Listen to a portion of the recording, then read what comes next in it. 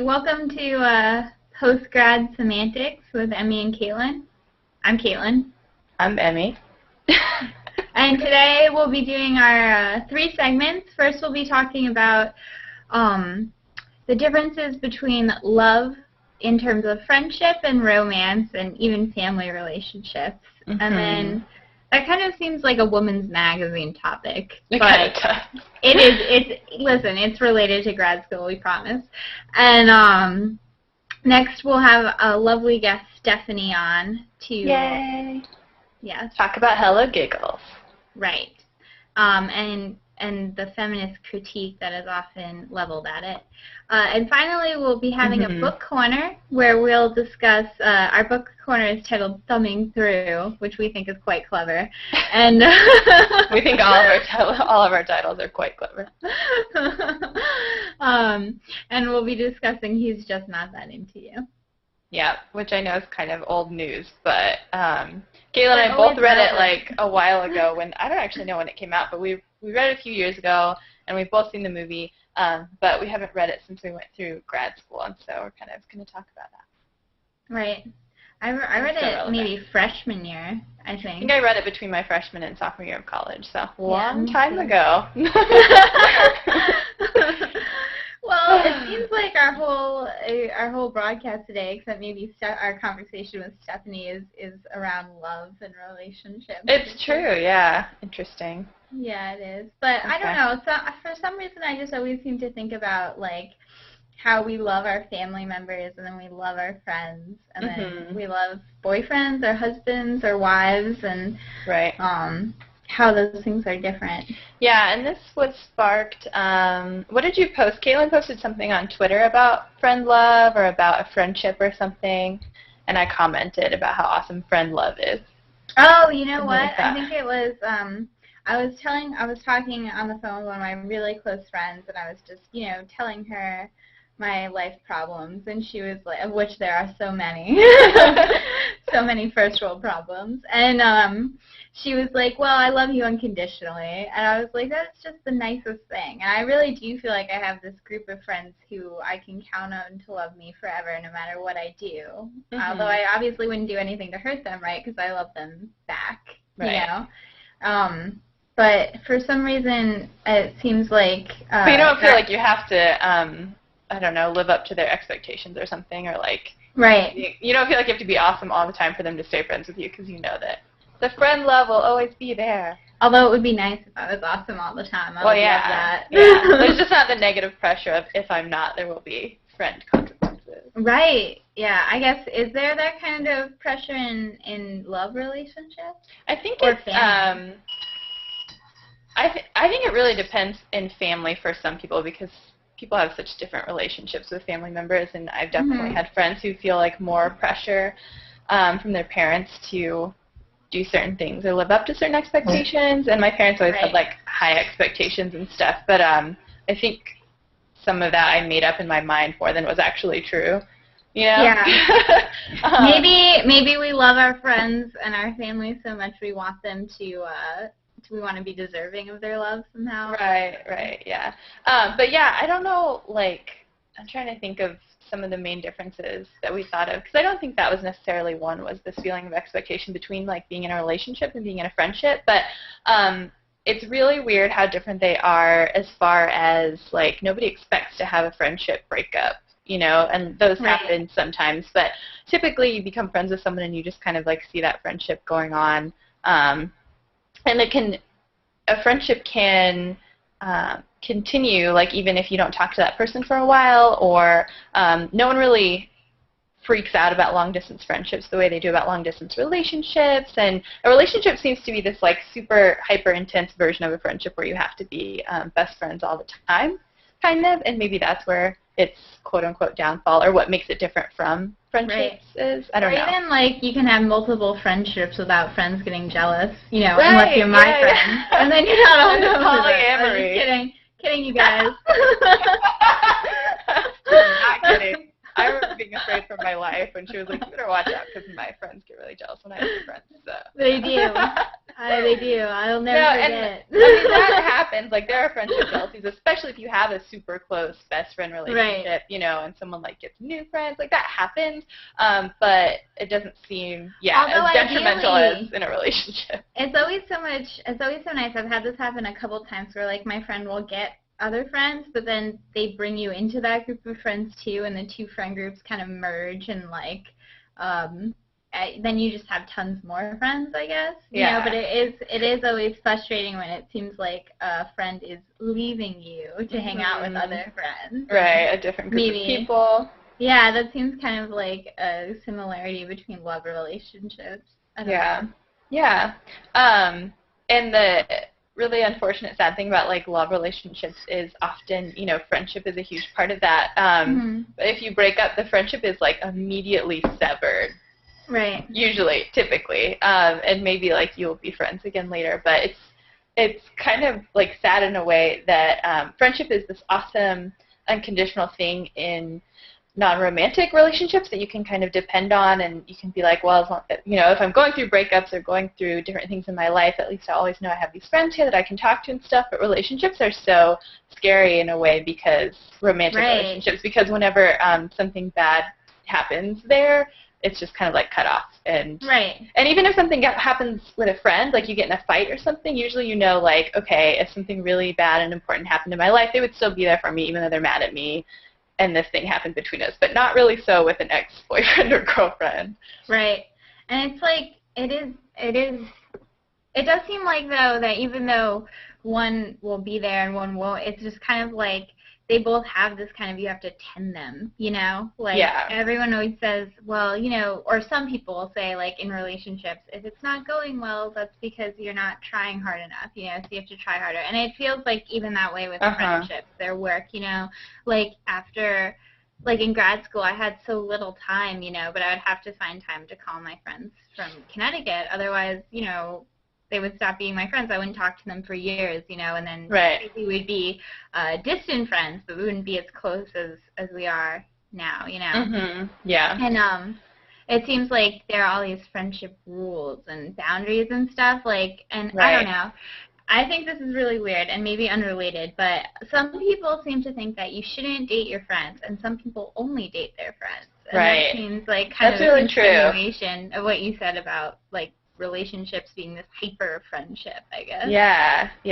That is true. Like, people always have different advice when it comes to, like, should you be friends with them before you date them, or should they definitely not be in your circle of friends? Yeah. I have this one friend who, you know, he's trying to develop a crush on one of the girls in his group of friends. And I'm like, well, you should go for it. And he's like, no, I don't want to ruin my group of friends. Like, then if I'm going out with some of my friends and I, like, don't think to invite her, it's like, you know, it makes things weird. And then I'll lose my group of friends, that great dynamic that we have. I'll have changed that in some dramatic way for maybe something that's not worth it. And this will be interesting as it comes up later when we talk about he's just not that into you, because I feel like the overwhelming philosophy in that book is that if someone isn't into you enough, they won't care about anything else. They won't care about losing all of their friends. They're into you. They will try that seems like an abusive relationship. Seems like a little bit intense. But then I have these friends who tell me, like, oh, the best relationships come from strong friendships. And, you know, in my group of friends in college, like, I had, like, 3 girlfriends and 3 guy friends were all part of the same group of friends. And now they're all dating each other, and they seem happy. They're happy, And I, like, typically am not friends with guys. I have some, like, guys who are friends, and I'm trying to work on that more, like, actually developing friendships with guys. But I'm just, like, especially when I was younger, I did not really have boys that were friends. As soon as I start getting interested in a guy and hanging out with him and talking to him a lot, it's probably because I like him, not because I just want a friendship with him. Usually I go to, and more comfortable having friendships with girls. So I don't know if that changes for people who have more platonic guy friends or not. I don't know. I have a lot of guy friends, but I do feel like there's this draw towards friendships that, like, because you're already so comfortable with them and everything, Mm-hmm. you feel like you have this close bond. But, I mean, maybe there is something fundamentally different between, or maybe, like, that draw is that it wouldn't end, right? Because friendships don't end the way relationships do. So That's true, yeah. I'm always typically so interested in that. Yeah, and I'm not very experienced in like starting to date guys that I don't know very well. Typically, I build a friendship with them first because I'm interested in them, and then like dating happens after there's sort of like I get to know that you're not a psycho, and I kind of like know what you're interested in stuff in now, without like so there's this weird like friendship does come before romantic relationship for me because that's I don't know like friendship is such a important way to get to actually know who someone is besides like I guess there's also Facebook stalking, but it's more fun to interact with them and actually learn things about them. I just feel like maybe relationships complicate everything. I know people say sex complicates everything, and maybe that's just true. Like, I always think it's a poor choice to date someone in the workplace, and, you know, although that's worked for many of our cohort. Yeah, so I don't know, maybe I'm just a stick in the mud. I don't know. And it's weird, like, as we're talking about these things, it's so, like, impossible to come to any conclusions because it's, like, your personal experiences and my personal experiences. But everyone has different relationships with people they date, and after they break up, they have different interactions, too. So I don't know if we'll ever be able to actually come to anything. And I think it's really interesting because I tend to stay really close with all of my exes, and end up being good friends later down the line. I think I just love friendships so much. I mean, that's why I was so interested in this topic. No, I do too, I love my friends, and I'm like, these last forever. Why can't other things? Yeah. I don't know why it is, though. I don't feel like I've come to any conclusion. Me either. I don't feel like I got anywhere. But I just love talking about friendship and friend love and stuff because maybe like, we can get like some ideas from people watching. Maybe people can leave ideas for us in the comments. Respond. Respond with your genius things that you did not think of or say. I'm sure there are plenty of them that we didn't come to. But I think it's about time to start our second section. So our guest today is going to be Stephanie Howes, and I think it's our first guest who wasn't a grad student with us at K-State, right? So far we've had all former grad students. So this is one of my circle of friends, people, that I went to undergrad with at Truman State University in Kirksville, Missouri. And she is a master at all things feminist, much more so than I. So we're really excited to talk to her today. Okay, awesome. So we're super excited to talk about HelloGiggles. And Caitlin probably has questions, and or if you just want to start talking and saying the genius things that come out of your brain, that would be awesome, because I'm sure you have plenty of things to say. Yeah. It's kind of like a broad topic. Actually, recently when they did that submission, they wanted people to submit little pieces. Since then, I've actually noticed a large growth in their intellectual property, I would say. It's less stickers and unicorns and that bullshit, and more like they have a new piece that's women in the world doing good things, basically, and it's really cool. And they've also just had, like, on Father's Day, they had a cool thing about, like, growing up without a dad. But in my preparation for this, I found a better website. It's called it's called RickieMag.com. It's the editor is a 15-year-old girl. I saw her. I saw her TED Talk, and it's amazing. I love it. It's exactly what HelloGiggles wishes it was, I think. Yeah, if you have any questions, that might help. Yeah, so I guess one of the things that I was really interested in is, okay, so we kind of met, and I told the two people watching this and our future viewers while we were waiting for you to get into the hangout that you have read my blog, and I mostly write about feminist things, and the first time you wrote, I was responding to an article about the influx of hyper-feminine women. And I find myself doing this all the time when I'm reading HelloGiggles.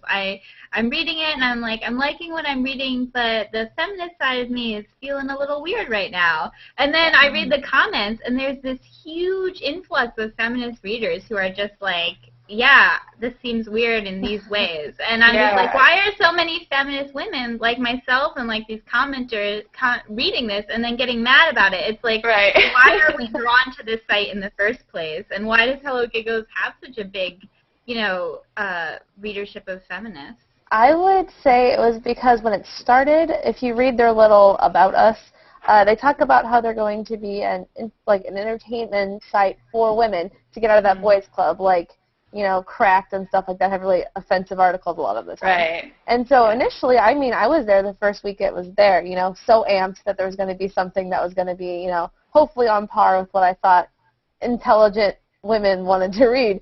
And then instead I got stickers and unicorns and bunny cams, which, don't get me wrong, I love bunnies. I love some bunnies, but really, 24-hour bunny cam takes priority over anything else. Like, that's kind of outrageous. Yeah, I was just looking at their About page because I hadn't actually looked at it before. And so, quote, it says, the ultimate entertainment destination for smart, independent, and creative females, which I think those adjectives, lend themselves to something like a little bit different. False advertising. Than like most of the stuff that's on there.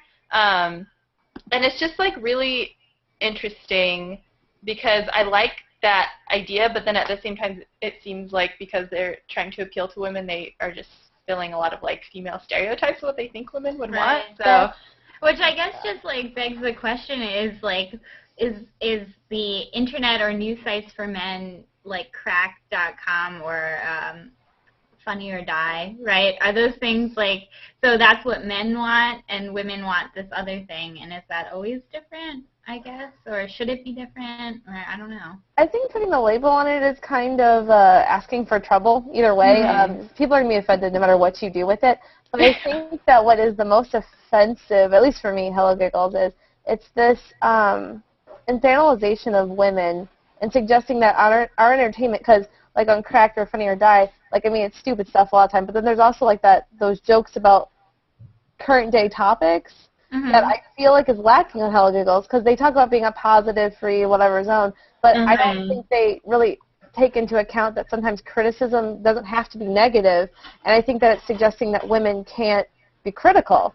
It's like all feel good, happy. You don't want to be confrontational. As soon as I've noticed that when I have posted things that aren't, maybe questioning, because I know I'm highly critical. I understand that I was trained to be critical by Truman State. But like when I say anything, people get so upset and offended. But most of the time, it's not even. I'm not trying to offend the person. I'm just saying maybe there's one more step we haven't taken, and that's. I feel like HelloGiggles is that step not taken all the time. That's a great way of putting it. I read an article from HelloGiggles, and I hate to bash it because it was kind of interesting, but it was just like, Where Are They Now? Hey Arnold series. Yeah. Did you read that one? Oh, yes, I loved it. Yeah, it reminded me a lot of, like, Cracked.com, because they always have these, like, 5 heroes that, or 5 villains that are actually heroes, which actually have really critical analysis of these pop culture moments, right? There was one about My So-Called Life, too, yeah. Yeah. That's great. And I felt like the Hey Arnold pieces and a lot of the pop culture pieces are just, like, missing that analytical element, the Hey Arnold, he gets married to Helga, and that's the end, know? Yeah. He recognizes her creepy love for the undying devotion that it really is, or something. Right. I feel like the other part of it is, like, it stamps out a whole possible reader base. By being so selective on the type of femininity they want to show, it kind of alienates. I feel alienated. Like, the fact that there's a makeup of the day kind of bothers me, because it all looks the same too. Like, this girl, she takes a picture every day and I don't notice a difference. And I don't know if I just like don't have the trained eye for it. Yeah. But I feel like just like with that kind of everyday thing, or the nails of the day, I feel like they're narrowing femininity to this crazy degree, because I feel pretty feminine, but I don't, partake in those things. So yeah.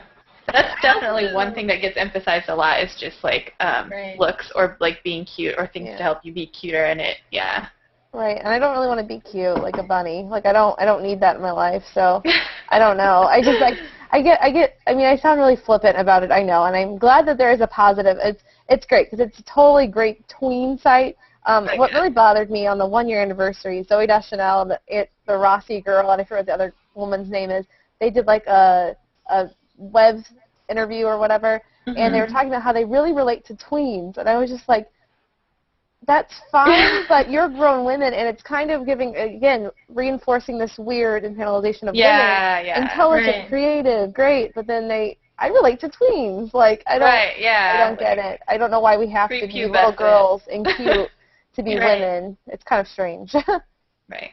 So, I also, this is a side note, not really about feminism, but I definitely think HelloGiggles needs better editors on their website, because they post, I know that they want to have a place for readers to post things as well, but some of the things they post on there, I'm like, did anyone even watch this before they put it on here? Right. Like, Emi and I watched this horrible video in our kitchen. Oh, gosh. It was funny. It was like how to pose good for pictures or something. Right. And it wasn't serious, but it wasn't funny enough to funny. I don't know. So yeah, anyway, I am the kind of person who follows HelloGiggles on Twitter, and like every once in a great while, or if someone retweets something at me, or if it's the nails of the day, I'll look at Usually it. me. But I don't, Caitlin is a voracious reader of online like articles and news and stuff, so you guys have probably read a lot more of HelloGiggles. I kind of like glance at the titles. I read it every day. So I'm curious about some of the changes from like, do you think they are mostly outside reader submissions that you're liking the subject matter more, and do you think it is those feminist readers who've been writing comments on the articles they don't like? I've noticed that it's a lot of outside blogs from our readers, or there's one woman, I hate that I forgot her name, she's the one that's writing like a daily piece that's a little more, about health image, slut shaming, fat shaming, skinny shaming, all that, like those kinds of things. She's tackling issues that I think are good to have on this website, and it's in an entertaining way. But again, like I think that the editors kind of need to like pay a little more attention to what they put on, because one article will say something, and then the next article, even by the same author, will have a contradictory tone. Like Julia Gazag.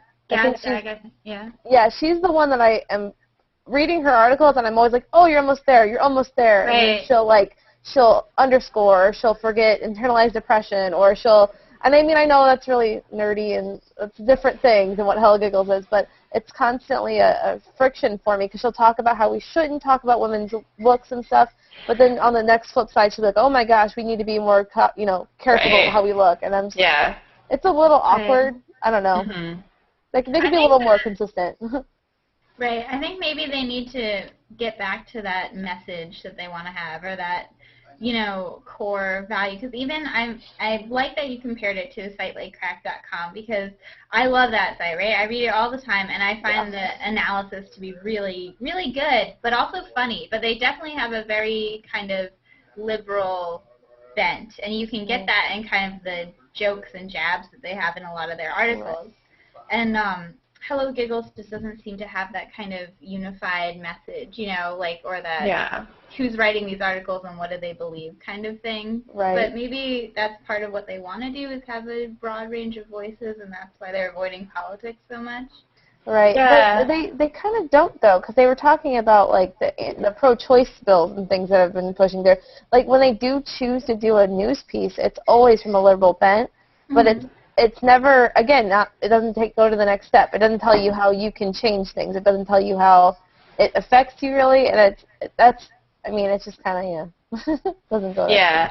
I think it is, like, super interesting, though, that it seems like the readership is developing, like, the website more, since they're leaving a lot of comments and kind of saying it. But yeah, like Caitlin, I think it's really interesting that a lot of feminists are reading this site, even though maybe initially it wasn't catered to them, but they're kind of like taking control of it and leaving their feedback and then writing new articles that they like. I don't know. I like to get fired up about it. Okay, so my kind of specialty is thinking about feminist rhetorics and the way women approach problems and writing differently than the way men do, and whether that's because of biology or environmental factors remains to be seen, and is a source of constant discussion between me and Emi and other people. But I do think that one of the things that a lot of people talk about is how women are more collaborative and work together, and it does seem like HelloGiggles accepts more talk from its readers or views from readers than some of the male sites do. more meals. Yeah, and I think that also is where problems come in. Whenever the more cooks in a kitchen, the more trouble you have, and that's why I don't think they can have, especially because even if they wanted to be a feminist site, the different strands of feminism, there's no way to even have. I mean, when you read Bitch magazine, it's not across the board agreement, and I think that I don't expect that of HelloGiggles by any means. My initial criticism was just that a lot of the pieces just weren't thought out. Even some of them were harmful toward women, I felt like. A little bit of shaming, a little victim blaming, and a little bit of when men do write articles, they pat themselves on the back for being so, oh, look at me being a good little male feminist, And I don't enjoy reading that, and I don't enjoy reading a million women saying, good job being a man that understands women. Like, I hate that. That really bothers me. But I think they're getting better, and I really do hope they evolve. But I'm telling you, this rookiemag.com, check it out. Check it out. It is so good. And there's, like, really cool interviews with, like, Joss Whedon and, like, just cool people. And, yeah, it's pretty great. I spent, like, 3 hours at work the other day on it, when I should have been doing anything else away from my job. Awesome. Well, I'm very excited to check that out. Yay! This was such a good guest speaker thing. I'm so happy you came on. Yeah, thank you. Yeah, okay. Well, we're going to go on to our third section, but Stephanie is amazing. Thank you for coming on. We will have you on again sometime in the future. To share more of your Bye, Stephanie. It's nice meeting you, Caitlin. It was nice to meet you, too. Normal. Bye. Okay, third and final section for today is our thumbing through with Emi and Caitlin book corner. Woo! So I'm so excited. Yeah, we haven't had an official book corner since our first very echoey trial run of our webcast, I think, so this will be fun. Okay, He's Just Not That Into You. So we both read this early on in our college careers. I'm actually curious when it came out. I wonder if I can look it up. I will say that I loved He's Just Not That Into You. I also loved It's Called a Breakup Because It's Broken. Yeah, me too. I read both of those that summer. Right. And I did have a passion for self-help books in high school. Like, for some reason, when I wanted to be a psychologist, that's why. I read, like, the whole self-help section in Borders. God, so I still love self-help books too much. I really did, like, read a lot of these kinds of relationship-y books and, Why Men Love Bitches. I don't know if you guys have heard of that one. And other books not about relationships, too. I wasn't like... Yeah. But what made me think about this book and why we should talk about it is because in this season of Girls, there's this one clip that we could probably show or post later where the girls are sitting on a park bench and one of them pulls out a book and it's like Shoshana. Yeah, Shoshana, and it's like clearly related to. It's clearly supposed to be He's Just Not That Into You. And they say things like ladies. Right, ladies, you should always like sleep with your man missionary style because he should look on your beautiful face. And what else? What are some funny things? I don't know. Things like that, though, like of what you shouldn't do because it will, I don't know, lessen you as a woman in a man's eyes or something like that. Right. Or that if he's not doing this with you, he clearly doesn't like you, which is the whole premise of He's Just Not That Into You. If he's not calling you, he's just not that into you. If he's not asking you out, he's just not that into you. Yeah, if and it's just a wife, he's just not that into you. And some of them seem more obvious than others. But in the clip, Jessa is like, well, what if I want to have sex in whatever position? What if I want to feel like I have udders? She's like, this woman who wrote this book doesn't care about what I want. It's interesting that I think it's a woman who wrote the book in Girls, and it's like a guy and a woman wrote He's Just Not Into You. I think the guy is the main author. And she's like, I'm not the ladies. And Shoshana's like, you are the ladies. We're the ladies. Like, you're a lady, so you're one of the people that this book is talking to, the end.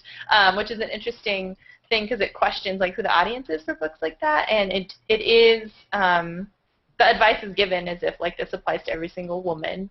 Right. Who's interested in men, I guess. And I think that scene was really disturbing for me. Not disturbing in, like, a strong way. Disturbing is such a strong word. But it was unsettling, I guess is a better word, for me because I had I loved that book, and I thought a lot of the advice in it was very common sense and easy to relate to, and I really did love the book. And then this episode of Girls was like, wow, it's actually not that good to give this generalized advice to women everywhere that's only focused on men and how women should, you know, kind of look at the actions of men to make themselves happy. Or yeah, and I really liked the book too, and I really felt kind of like empowered and positive and happy after I read it. And so I haven't read it since then, so it's been several years since I actually read the book. So I just have this idea of like what it meant to me in my mind still. Right. And I was trying to figure out like what it was that I really liked about it. I think there are a couple of main ideas in the book that I do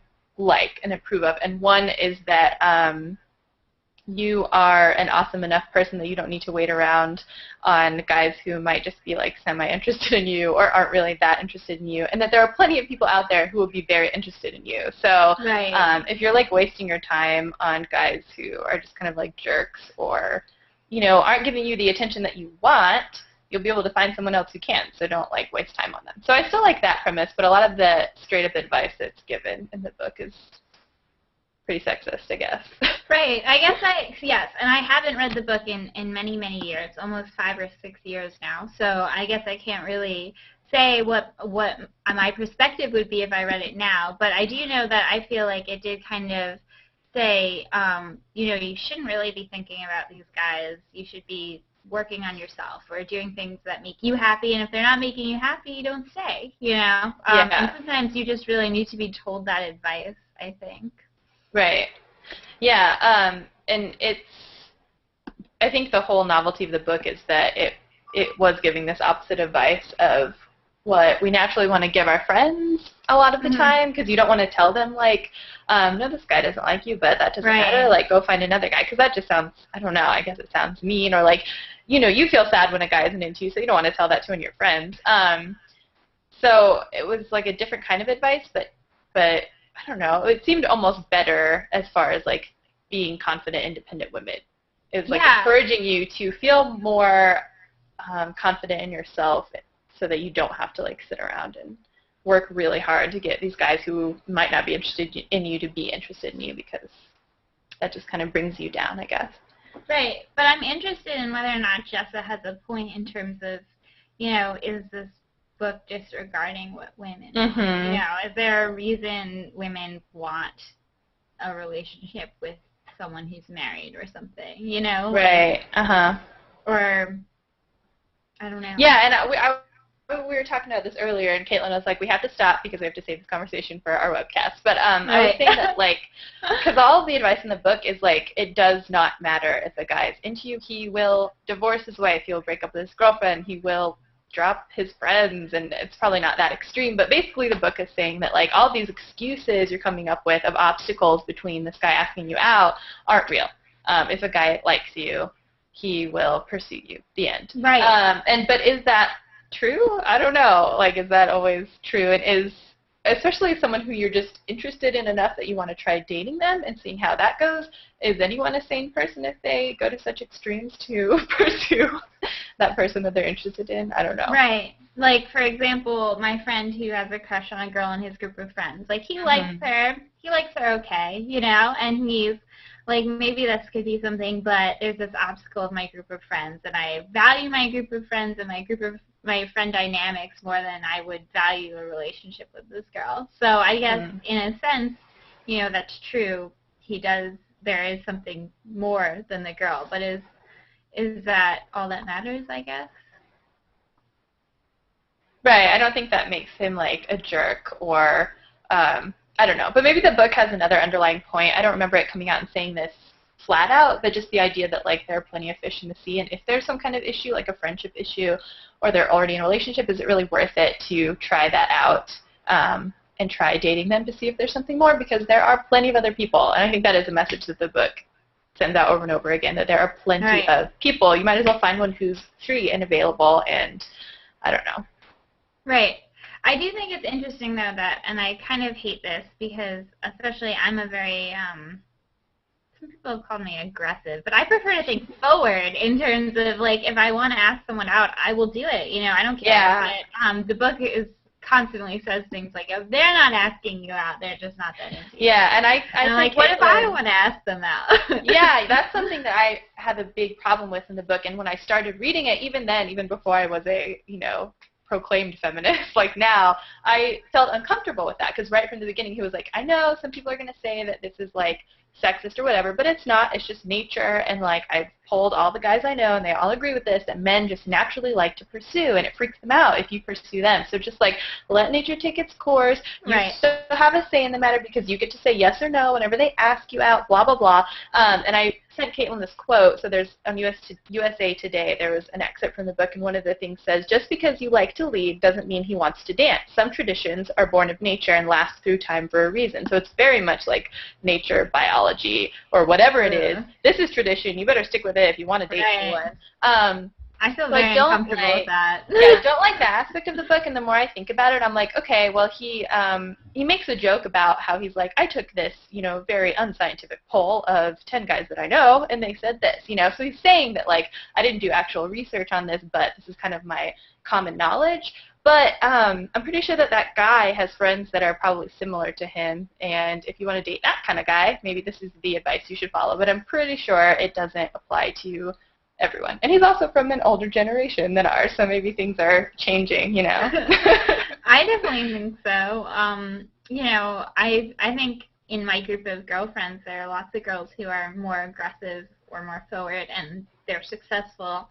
I don't think it's always up to a guy to chase a woman, but, like, this is what I was saying to Emi earlier today is, if something's not happening between me and a guy, maybe it's because I'm just not that interested. And I guess I haven't read the book yet, but there's a book called You're Just Not That Into Him Either, which maybe that's where it comes into play. But if I'm not doing anything to make a relationship happen, I'm clearly just not that interested either. I can think about it and be like, oh, maybe I should give this guy a call. But if I don't do it, if I think of a million reasons not to do it, maybe it's just because I'm not that interested. Or if you're using that excuse of, well, he's supposed to pursue me, so I'm just going to kind of hang out, then maybe that's a sign that I'm like, if you just say to yourself, well, if he, he'll call me and then I'll make a decision. Well, if you're not making a decision now, then there's a reason why. Yeah. And I thought this was really interesting, too. I randomly watched when Jenna Marbles was on Mom's View, which is like this, I don't really know much about Mom's View because this is the only thing I watch, but it's like this group of moms, and they have kind of a webcast type thing, and they had Jenna Marbles on, and they were interviewing her, and they asked her, like, what do you do when you like a guy? And she was like, I go up to them and I'm like, hey, I like you. And she's like, I've done that with the last 2 guys I've dated, and they were kind of like, what, when I said it, but then we started dating and it worked out. So she was very much like, if you like a guy, feel free to tell him. And it was really interesting because the moms were very much like that too. Like, I was wondering if they were going to be more like, oh, well, I always let a guy pursue me or whatever. Because they, Mom stereotypes. Yeah, well, and they kind of seem like these home-makey, cute, moms who are, I don't know. So, I didn't expect it from them, but a lot of them were like, oh, yeah, me too. Like, when I was younger, I was really timid and stuff, and I would let the guys, like, come to me, but once I got a little bit older and more confident, I wish I would have been like that my whole life, and just been more forward and stuff. And they said that they had positive experiences from guys with that. So it seems like, not a law of nature. Right, and it seems like even when you get rejected and you ask someone out, it seems like that's a positive experience as well, because you're not, like, sitting at home freaking out, like, is he into me or is he not into me? I'm going to try to read the signs. No, you tried, you asked, they're not, okay, move on. It's not like this, I'm going to waste weeks of my life thinking about whether or not I should ask this guy out, or if he's going to call me, or if he's not going to call me. Yeah, maybe a better book would have been, is he into you? Okay, instead of trying to analyze it step by step with your friends, or instead of reading this big long book, how about you just ask him, and then you'll know. I think that would be perfect. We should write our own book. It'll be 1 page. And if you wonder if he's just not that into you, here's some advice, : go ask him. He knows better than anyone else. He knows better than I do. He knows better than you do. He's into you, so just ask him. Exactly. I think that's good. I think we came to a conclusion in this section. It might be the first time on this webcast we've come to a conclusion about something, but should I complicate it now or no? Sure. Why not? Why break tradition and come to a conclusion when we can complicate it? That's what grad school is, right? We complicate everything. It's true. As soon as you think you've found knowledge. I will just say, I always say this, is that I hate definitions and I hate knowing what things are. So for me, half the fun is the kind of mystery of, you know, what are we? Does he like me? Does he not? Do I like him? Do I not? Well, you know, let's just do what feels right and not talk about it or put labels on it. But I know that I'm unusual that way. But I feel that's okay. Not all people want to have labels. Not all people want to know straight up, you know? I just think definitions naturally confine people. And I realize that I'm kind of playing a devil's advocate here, but it seems like there's more room to grow without those kinds of definitions. So if where would be the fun if you just went up to someone every time and were like, I'm into you, are you into me? Yes, okay, let's date. I mean, half the fun, or some of the fun, depending on the person or whatever. But I've had this experience where it's fun to, like, flirt with someone and you don't really know if you're friends or more than friends or whatever, but or don't even want to be more than friends. And it's like, no, we're just going to flirt for a little bit. And I think if it gets to that point where you're agonizing over it, you know, every night and, like, you know, maybe that's the time to actually find out an answer for yourself when it's becoming, like, painful to not know. Right. But I think that's a good conclusion to end on. I like that plan. Can I say one more complicated thing? Oh, go ahead. I was thinking about the book more, and I was thinking about, like, the purpose of the book, and part of it is to give women, like, answers or relief, because we supposedly, like, analyze and pick things apart, which is definitely true for me and Caitlin, but maybe not every woman. Definitely not. My mom is not like that at all. She's very straightforward. But it seems like another task of the book is to stop women being taken advantage of. Like, this guy slept with you, but he's just not that into you, so you need to stop letting him sleep with you. As if, like, women don't like to sleep around ever, or sex isn't enjoyable for women. It's only a relationship, which is, you know, what would come of him being into you, I guess. So that's an interesting take on the book, too, like the point of it, I guess. I definitely think so. I mean, even in the movie Bridesmaids, there's this idea that the main character, what's her name? I don't remember. Well, she's very famous. She's on SNL, and I love her. Oh, Kristen Wiig. I was trying to think of the character's name, and I was like, I don't remember the character's name. Okay, yes, Kristen Wiig. She's sleeping with John Hamm, and she's doesn't seem to enjoy it at all, and that's something a lot of people talk about, is that she's just lying there not enjoying it, and it's like he's using her, and because he's using her, she's not enjoying it.